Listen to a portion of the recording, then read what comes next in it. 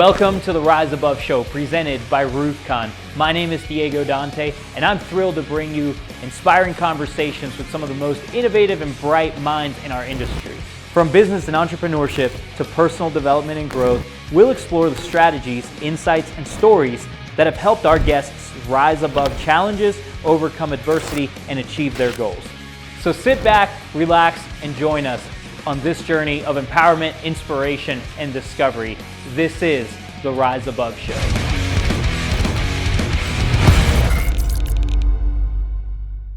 Alrighty, welcome to the Rise Above Show presented by RoofCON.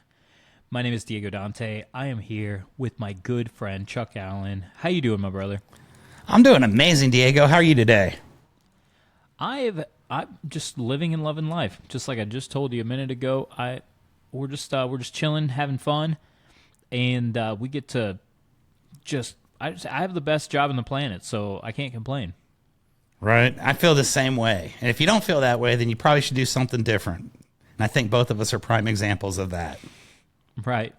So, Chuck, we've known each other for a little while. I feel like I've been on your podcast a couple times.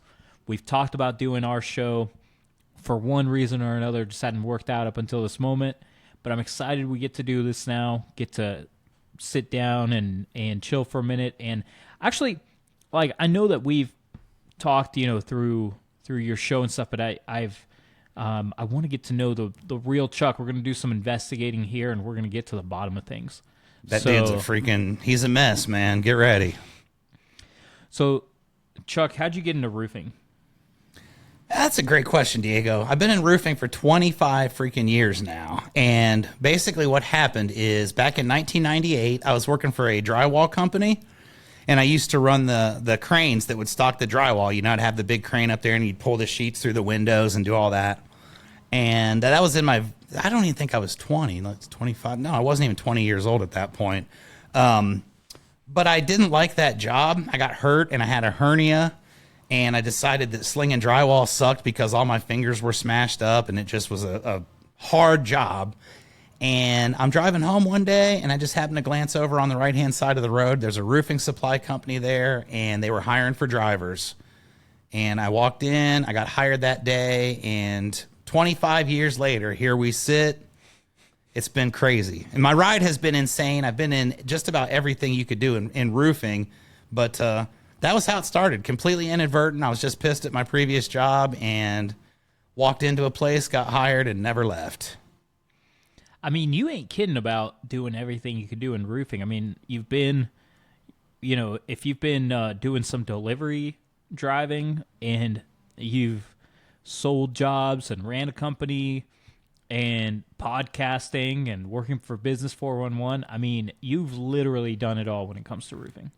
Dude, I'll give you a real quick synopsis, okay? I did that deal with the roofing supply. I drove a conveyor truck and I roof-loaded houses for 12 years.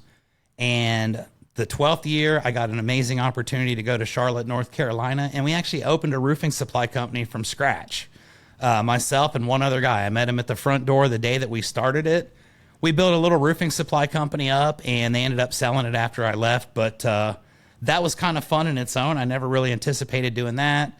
From Charlotte, I realized I didn't want to be an inside kind of office guy, so I moved to Texas just on a whim. I met a guy that owned a roofing company, and he was like, hey, we're looking for a salesman. Told him my deal. I live in North Carolina, but I'm willing to relocate at my own expense, and if you don't like me, you can fire me the first day. I ended up working there for 6 years, and that was kind of cool because I learned a lot about the business. I learned about this side as far as contracting goes. And I learned how to sell residential commercial roofing, which was the thing I'd been doing for about 10 years now. But back in 2019, then I got another opportunity. I went to work with ASAP Roofing with John Dye over in Indianapolis. And I was there for just a brief period of time, maybe 6 weeks or so. The owners of ASAP Roofing here in Texas came down and got me, and I came back to Texas. We ended up buying a company here in San Antonio, Rio Blanco Roofing, which was out of business at the time, resurrected it from the dead, and I guess kind of put it back into its resting state at the moment. But It's been quite the adventure for sure. And now I've got this new opportunity working with Elizabeth over at Business 411. And I'm very excited for that because it's going to be a change of pace. And I think it's what I was actually meant to be doing with my life when I was doing all this other stuff. So I'm pretty pumped about it. That's cool. Elizabeth is a friend of the show. We've had her on a previous episode. And so tell us a little bit about, Business 411. What do you guys do at Business 411? Man, I'll tell you, this is a great question because I did not realize the depth of the company or what it really was, to be honest. I've known Elizabeth since she's been in the industry, 2015. I think we met at like Win the Storm or something when it was in Miami then. And I've just kind of followed her ever since. And I had her on my podcast a few weeks before this all went down. And when she was telling me her life story and how she, kind of really started from nothing and had built this thing up completely by herself, from a bedroom she started it to what it is now, which Business 411, I come to find out, has over 800 clients in the database already in just 3.5 years of existence. But what we do is we do training, sales training, homeowner education. We provide, systems and processes for roofing companies. Basically, she's given all the steps to, a startup all the way to a $50 million company and everything in between with her experience. But we also offer a lot of marketing, branding, SEO type stuff. The sales stuff is really kind of the bread and butter, but the consulting that she does and just, live events, all kinds of crazy stuff. I had no idea. But really, Business 411 can help roofing companies with just about any issue that they might have. And I think that's the cool thing about it. It really is a one-stop shop to a degree. I feel like maybe this is not the case, but you guys recently, when you started doing all these manuals, I'm sure you guys realized, oh, wow, there's actually like a big market for this. And I feel like you guys just ran with it and realized, hey, there's a big demand for this. Let's just go ahead and do it. And that's awesome. Like, you guys found a niche, something that a big need in the industry, just ran with it. And I had a couple of the manuals when I was running a roofing company. I had the everything you need to know about residential roofing and everything you need to know about commercial roofing. And I had my new sales staff, when they would come in, that was part of the required training that they had to go through, was to go through those manuals. And so I'm a big fan of the manuals and think that anyone, and I know we didn't discuss this or anything, but I would say, like, if you're needing some sort of training like this, you don't have any solid systems and processes for training your staff, that you ought to look into these, because I can just vouch for the fact that, the information on there is really good. They're really well put together. They're designed really well, and they really went through all the stuff. Like, they went through, all the anatomy of the roof and I'm just talking about on the ones that I've seen. I know you guys have a lot of other manuals in there, but like the anatomy of the roof, different materials, even different manufacturers, different, just everything. For anyone who has no idea anything about roofing, you could hand them this manual and they could learn a lot of the stuff that, when we were getting into the industry, it was like, here's a ladder, go figure it out. You know what I mean? Yeah, we learned the hard way. And honestly, that's what this was. Elizabeth, when she got into the industry, her story was so amazing. She moved to Miami at 18. She just had a baby. She's there by herself, and she started working at iRoofing, which iRoofing, is similar to some of the other companies that are out now, but was maybe like the precursor to some of these DIYs and stuff. And her deal was that she was doing consulting on that with all these contractors over the years. And she started to realize all these issues that were going on. And she literally sat down and pen to paper, man, wrote this stuff down and did it.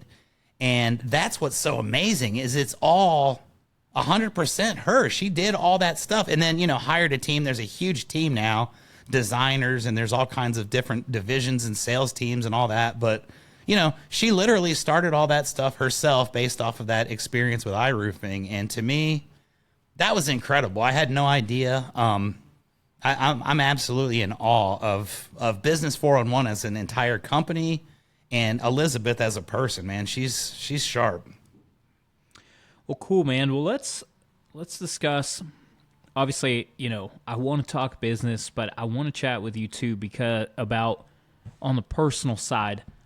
So let's talk about running. And you and I have had you participated in my running challenge, 100-mile June, and you, no pun intended, just ran with it. Also, you just went through and ran like, what was it, 1,000 miles that first year? Was that right? It was the first year I did it. I remember what happened is I wasn't even paying attention, right? Like I was just trying to lose weight, and I made a habit of just going for a walk through my neighborhood.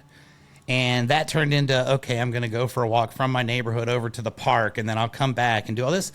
And I didn't think anything of it. I was just trying to stay consistent because consistency is key in everything, right? So I was grossly overweight. I've ended up losing close to 90 pounds at this point, but you got to start slow. I'm doing the walking, and I didn't pay any attention to really what was going on, but Phil Sinov, I think that's how you pronounce his name. I hope it is. If it's not, I apologize. But he's a great guy, and he posted on the last day of the year, I guess it was 2 years ago, that he had done 1,000 miles for the year. And I thought, man, that's pretty badass. Like, I'm going to count mine up real quick and see what I had. And I figured, 200 or 300. I didn't know.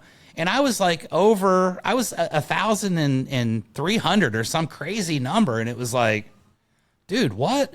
And that inspired me because I didn't really think I was going to do 1,000 miles that year. That was certainly not the goal, but it ended up being, just a little over 3 miles a year or a day. And I took from that, the start of last year, I started actually doing running instead of just walking. And that's where 100-mile June came in because it gave me something to motivate me to really try. And I'll be honest, Diego, my goal for that was not to finish in last place.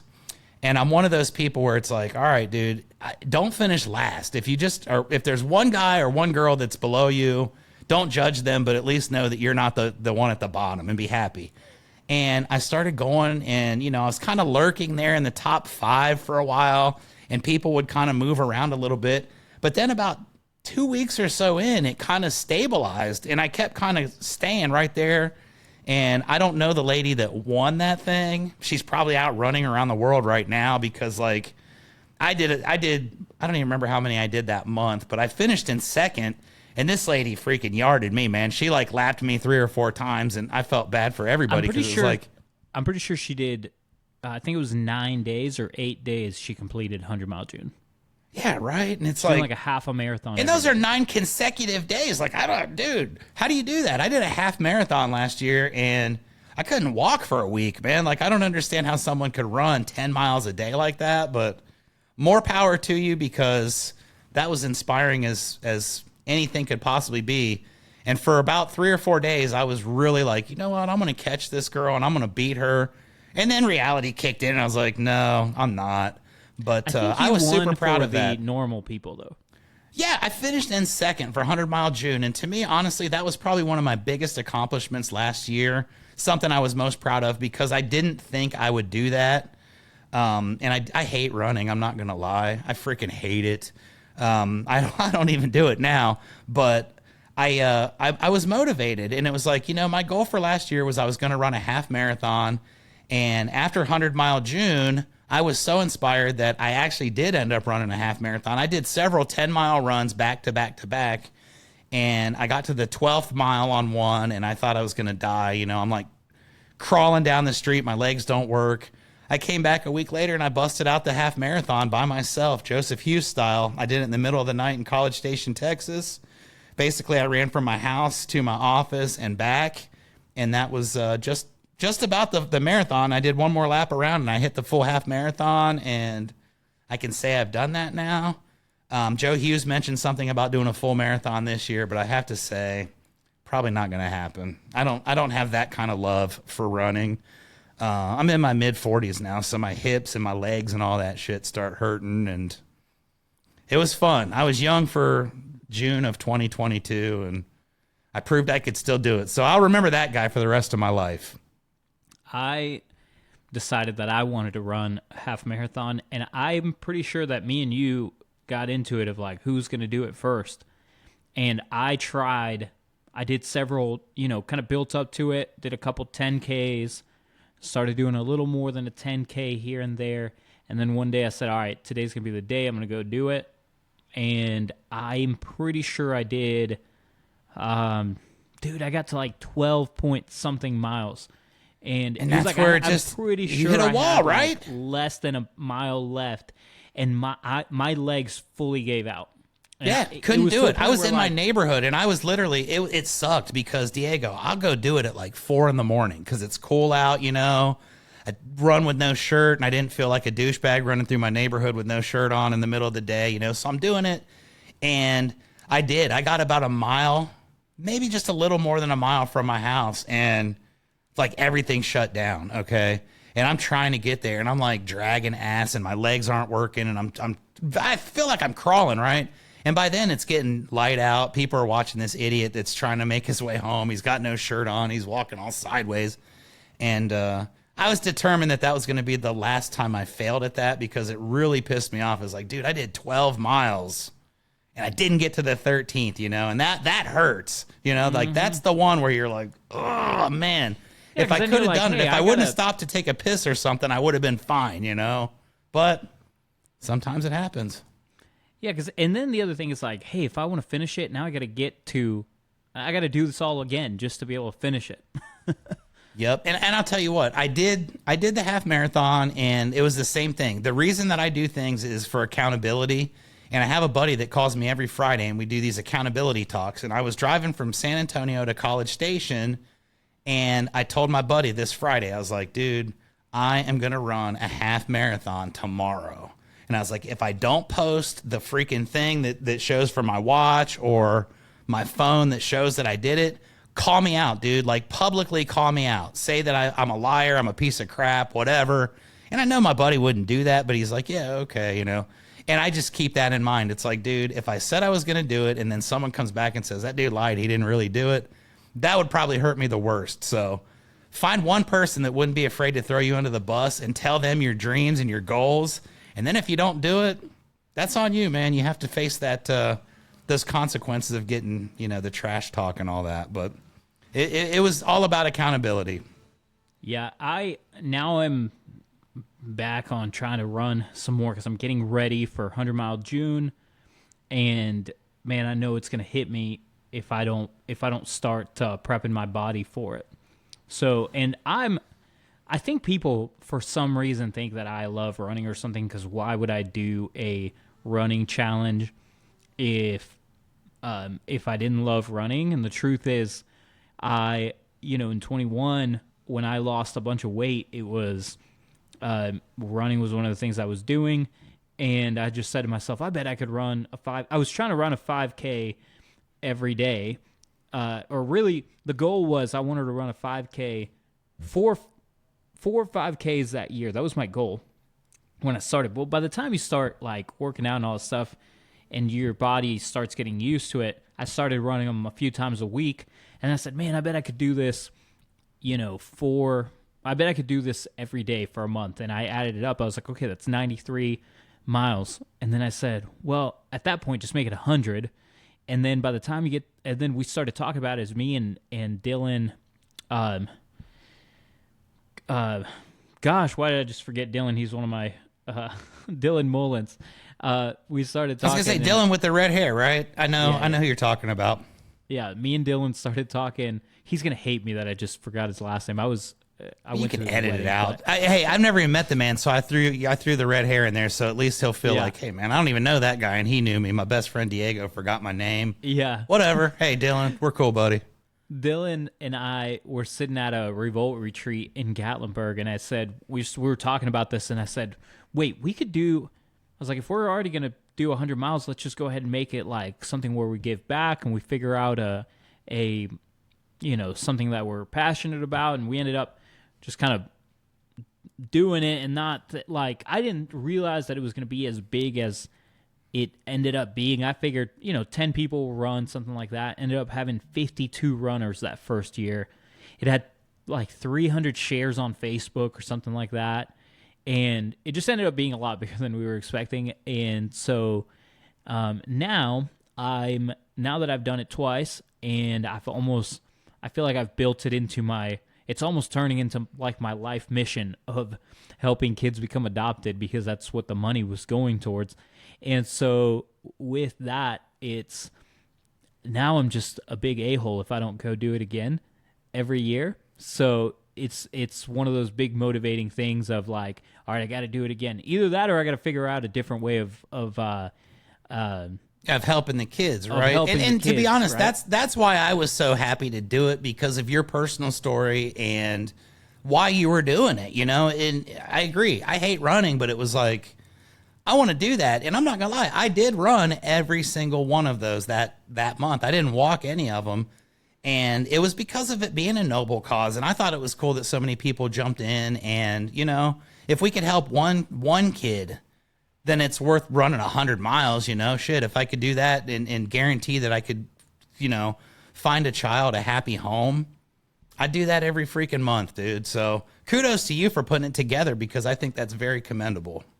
No, I appreciate it, man. All right, so let's get back to roofing for a second. So, all right, you're running a roofing company. What's one of the biggest lessons that you learned running a roofing company? That I'm not a good roofing company manager kind of guy. And that's just me being honest. My personality is not that of someone that's organized and, you know, takes care of things in a manner that they're supposed to be. I'm more of a free-spirited person. I'm just kind of out there. I'm a creator. And I think I outgrew that role. When we did it 4 years ago, it was a cool challenge. It was like, dude, there's a business here. It's out of business. We're going to help this guy that's having problems. We rebranded it. We rebuilt it. We did the whole thing. But in that 4-year period, I grew, you know? And this is the greatest compliment to my business partners, Joseph Kozel, Clint Koppel, Leanne Koppel from ASAP Roofing over in Tyler. They're just great people. And I was around people that made me want to be better, that made me want to do things that I never would have thought of doing, like my podcast. And once I started doing these things, I realized, man, there's more to life than roofing. And I was joking earlier today with somebody that, you know, roofer Chuck from 4 years ago, that was what he knew.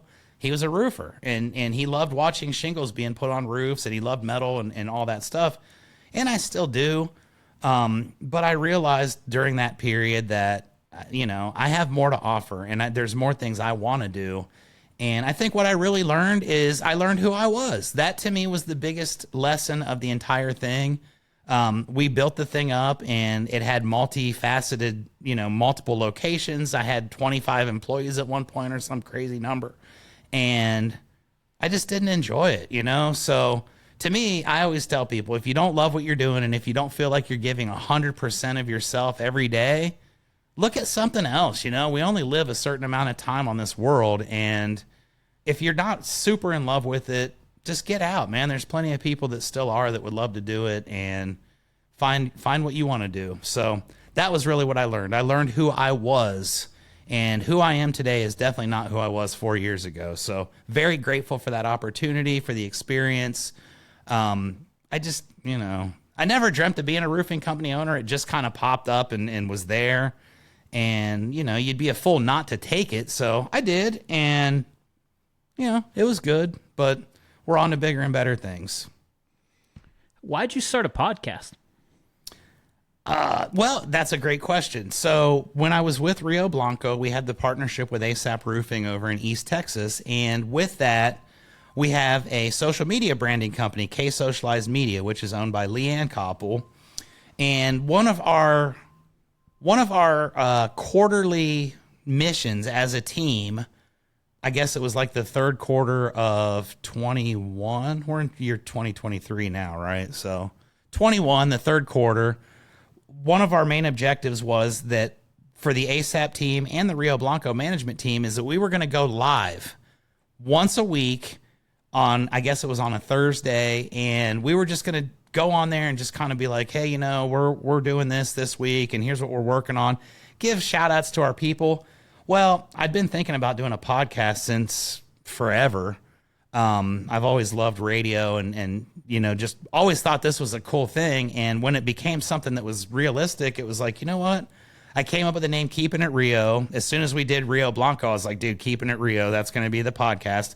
And then 2 years later is when it actually got implemented. But it was just, it was one of those things. Myself and my two managers, or there was three managers at that point, and myself, we started doing that weekly episodic deal where we just go on there and BS a little bit. And it's evolved over the course of time now to where it's kind of like what yours is. I do interviews with people, and it's no longer industry specific. It's just kind of whoever, I talk to all kinds of amazing people, but it just, it started as that. And I just decided, okay, this is the chance.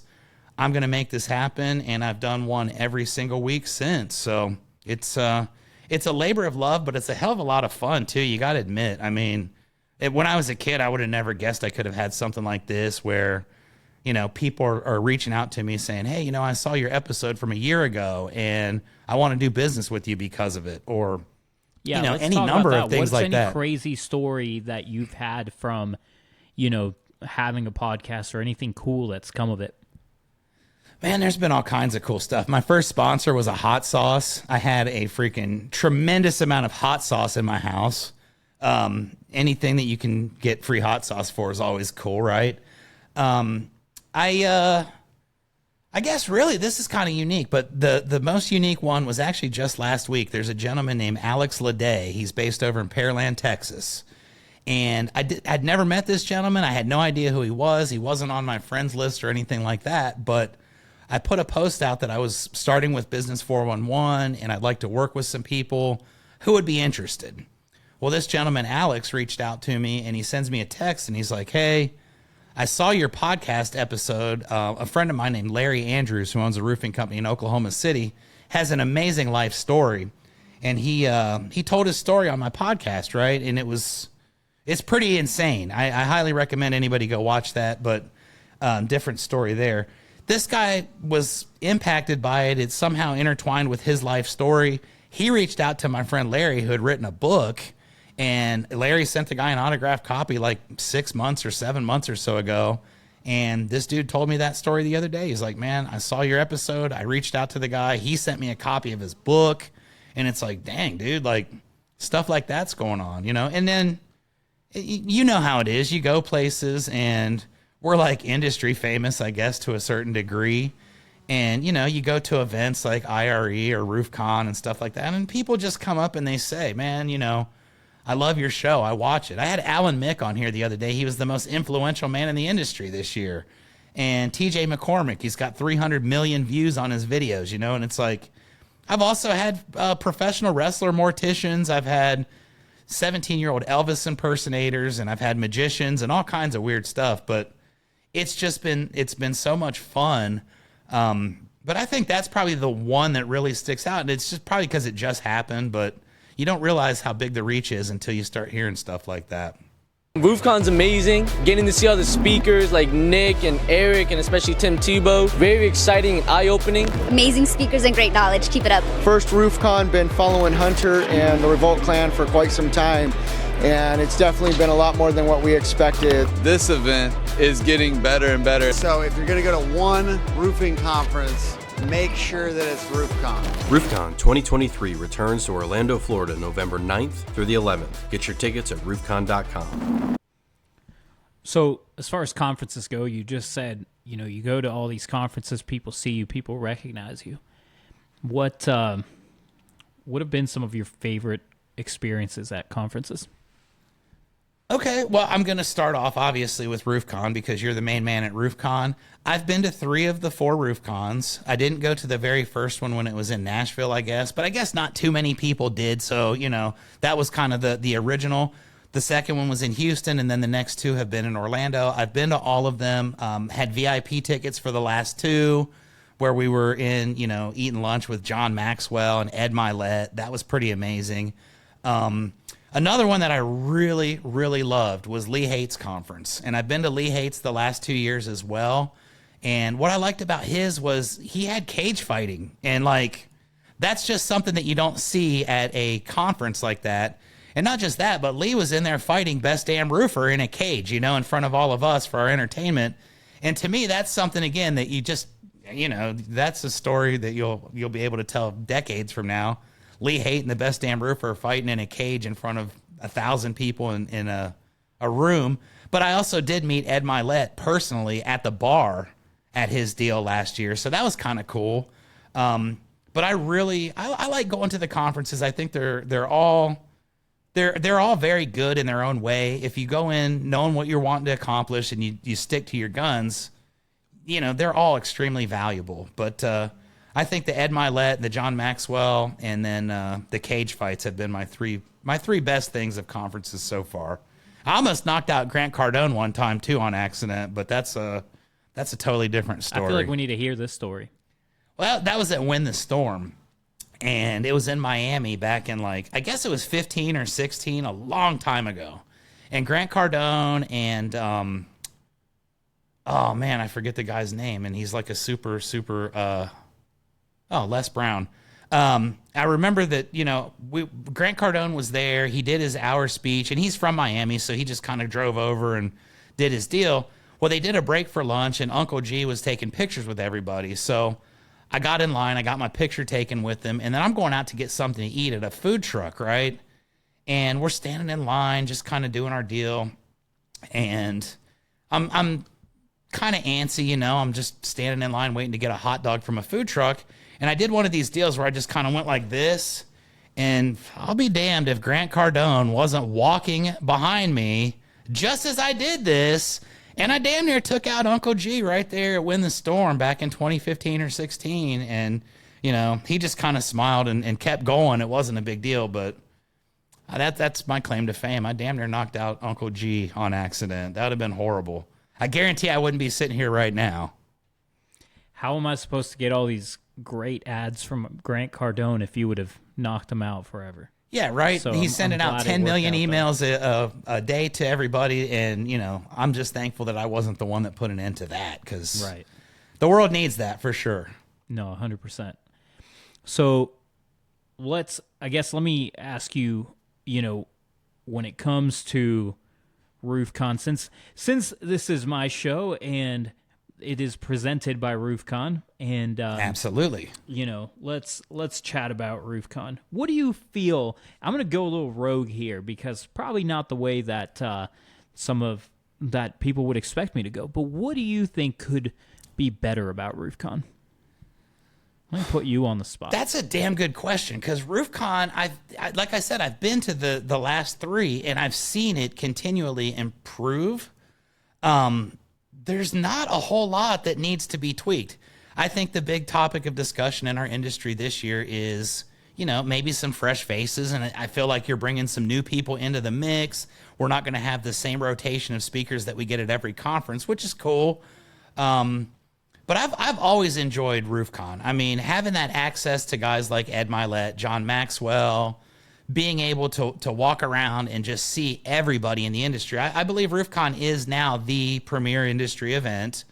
I don't even think there's any question at this point, but, you know, it's an event. It's like our Grammys, I think, is what I told somebody. RoofCON is like the Grammys for the roofing industry. You go down there, you see all your friends, and it's like the annual gathering that everybody looks forward to because it's put on professionally. Every conference is going to have its share. It's roofing.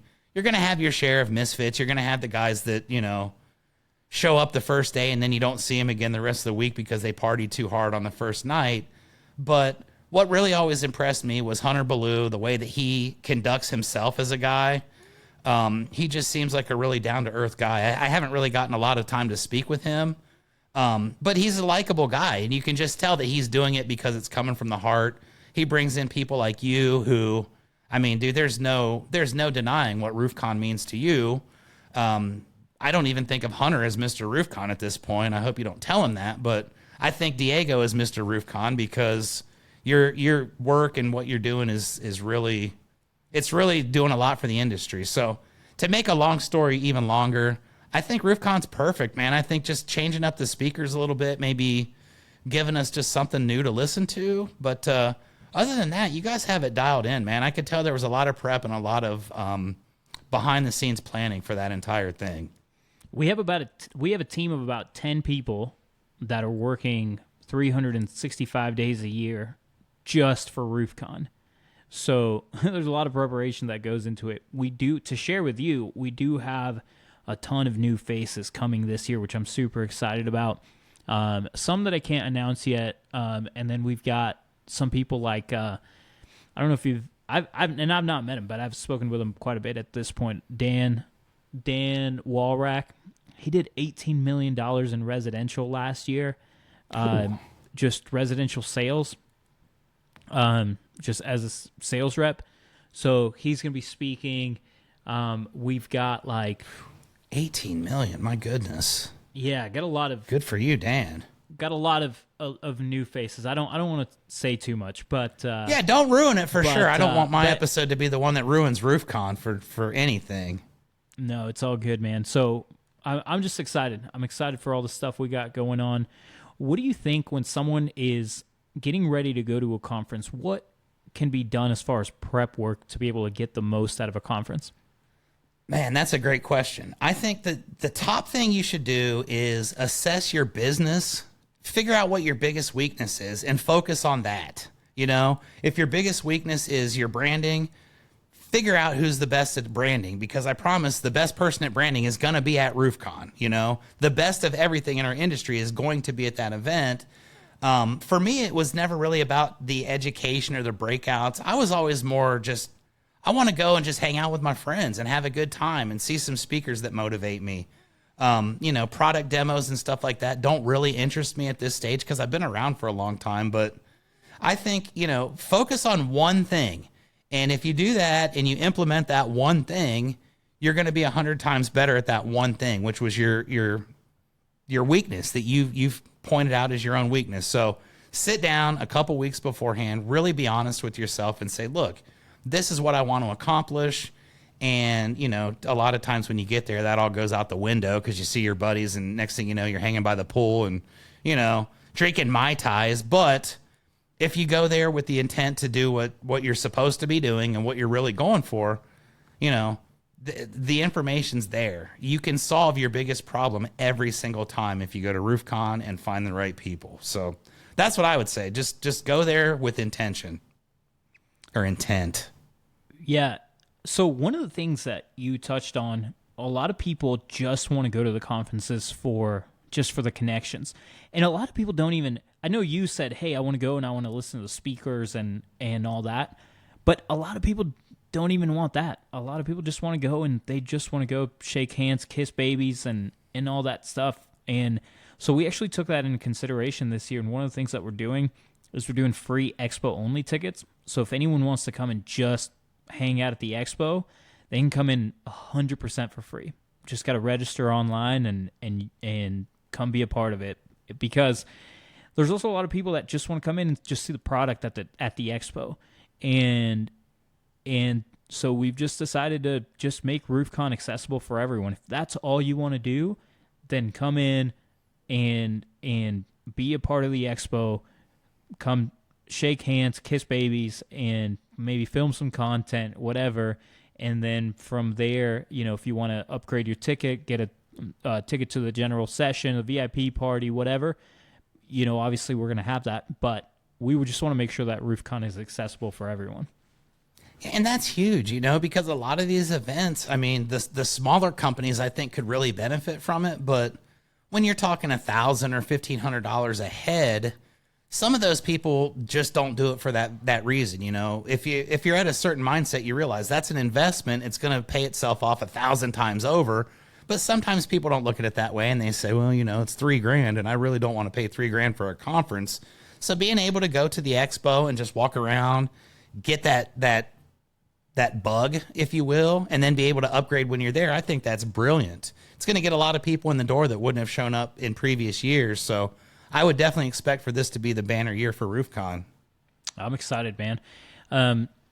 Let's get into. I'm going to ask you I have a list of rapid fire questions that I ask everyone, and nice. The rule is that you have to answer the first thing that comes to your mind. Doesn't have to be like, hey, you only have 30 seconds to answer anything, but I just want you to tell me the first thing that comes to your mind, all right? Game on, baby. Let's do it. All right, so the first question is, what are some of the obstacles that you had to rise above from to get to the point that you're at in your business? Oh, pretty much everything. I think personal tragedy was probably the biggest thing I had to overcome in the last couple years. But that's life, you know. What is the last book that you read? The last book I read is Sell It Like a Mango by Donald Kelly, the sales evangelist. He's a good friend of mine, a tremendous human being. He wrote a book. He's got a huge multimedia company down there in Florida. The Sales Evangelist podcast and all of his stuff is huge. But that was the last book I read. He was on my podcast, and he's been a friend of mine for years. My friends write books, and I read them. I finished David Goggins just before that, but that's the most recent one. I finished it 2 days ago. Are you friends with David? David Goggins? You just Am said I friends with you him? just said hey, my friends write books and I read them. I just finished the David Goggins book. I consider him a friend. I mean, we maybe have never met, but sure, I consider the guy a friend. He's motivated my ass many times. I can tell you that. From his first book, the audio, you know, like every time I see a school bus, I think about Oh gosh. that poor kid, man. It's like, dude, David Goggins kind of messed me up, honestly. But yeah, I think a lot of my friends have written books. It's crazy. I've got a whole bunch of them over here. I see Hunter Ballou over there. I see Larry Andrews. I've got like maybe 10 or 12 of my podcast guests have written books. Jim Johnson, some of the non-roofing people as well. But I like to read, man. Reading's fun. It's something that's evolved in my life. That's one of my it's not quite a life goal yet because I haven't written it down, but it's definitely something that I aspire to at some point in my life to get some thoughts on paper and write a book. So Me too. I'm And like, we're I going to gotta- do something. I gotta We're going to do a accomplish some more sales things. manual. Yeah, we're going to do a sales manual with Business 411 for roofing sales, and I'm going to be heavily involved in that. But that's not going to be my book. I'm going to write this is my story of all kinds of crazy twists and turns in the roofing industry. And one day that sucker's going to hit, and it's going to be a bestseller, I promise, because it's a damn good story. All right, my next question is, if you had $1 billion exit tomorrow, what would you be doing the next day? $1 billion with a B. Oh man, $1 billion. I would probably be on the field yelling at my professional football team that I just bought because I had $1 billion. Heck And that's just a random team. I don't even know where it's at, but I'm going to buy a football team and I'm going to do something. Or I'm going to buy a NASCAR team. One of those two. If you got $1 billion, you can instantly become a millionaire with those things. I had, and shout out to Steven, but I had Steven Spence on the podcast. It was the first episode that I did on season 2. And Steven is with Project Map It. And he said, well, I'd be back working the next day. And I said, no, you wouldn't. You, like, the next day, you would not be working. And I was just messing with him, right? And then I cut it up and I put it on YouTube Shorts or whatever, and every comment was like, no, he wouldn't. They were all going after Steven. Yeah, I mean, we And have then to he be realistic. He messaged me later who's like, you're right, I probably wouldn't be working the next day. Yeah, I'd take at least a week off. At least. Yeah, I'd for sure be in the Bahamas or somewhere in the Caribbean. All right, my last rapid fire question is, what is the best career advice that you've received?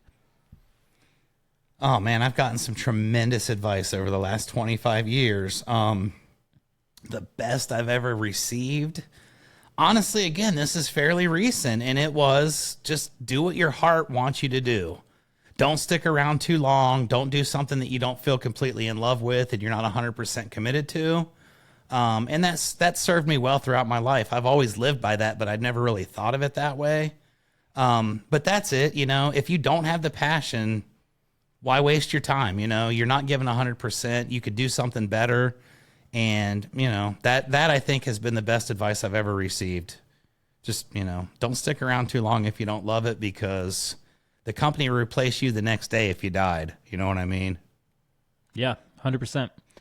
Well, looks like we're nearing the end of the podcast here. Chuck, I appreciate you coming on the show. And I guess my last question that I leave everyone with is, if someone wants to connect with you, where do they go? Oh, man, I'm all over the place. So Chuck Allen on Facebook. I got the blue check mark now, so you can follow me. I don't take friends anymore. I only accept followers. Man. I guess. I don't know. I don't even know what that whole blue check mark thing's about, to be honest. I'm just happy that I got it because apparently it's a big deal. I just thought someone was going to hack my account, and I had to deal with that before years ago. And it just scared me because I didn't want to have to go through it again. I've kind of built my personal brand through the Facebook and don't want to do that. But yeah.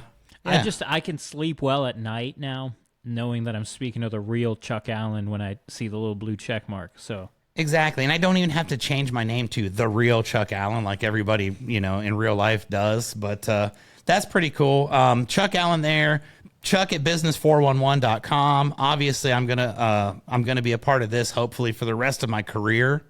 I want to help as many people as I possibly can in our industry to avoid some of the stuff that I experienced as far as, bumps in the road and whatnot.